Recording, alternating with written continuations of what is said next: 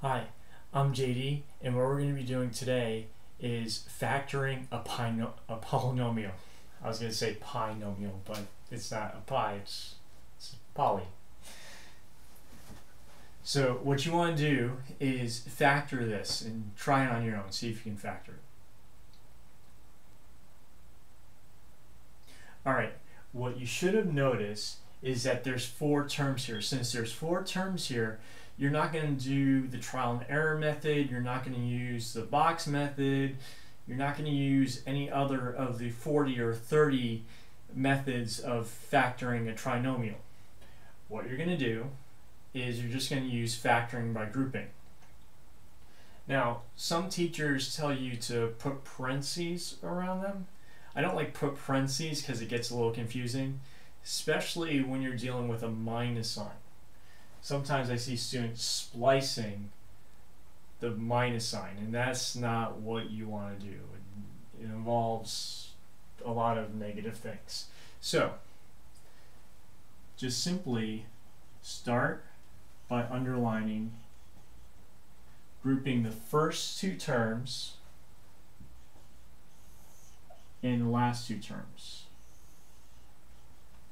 Next, what you want to do is GCF. What's the GCF of x cubed and 2x squared?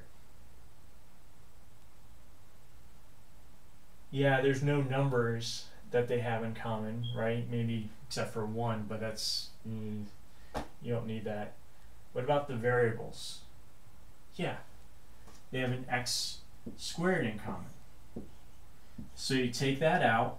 When you take out the x squared, what are you left with? Yeah, x minus 2, right? You're doing the opposite of distributing. When you distribute, you multiply.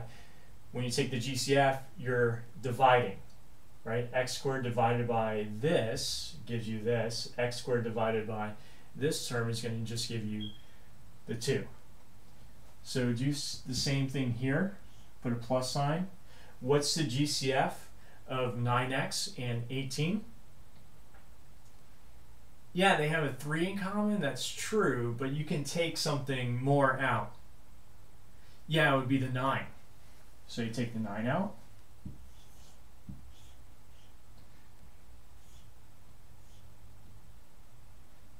When you take the 9 out, what's that going to leave you with? Yeah, x minus 2. Alright, so what are you going to do next? Yeah, you're going to do the GCF again. Look at these 2. Look at this term. See how this times this, and you see this times this. What do they have in common? Yeah, the x minus 2. So you have x minus 2, you're pulling that out. When you pull that out, what are you left with? The x squared and the 9, right? You see that? X squared and the 9? Well, probably not the x squared. But you see the x squared and 9? That's all you're left with.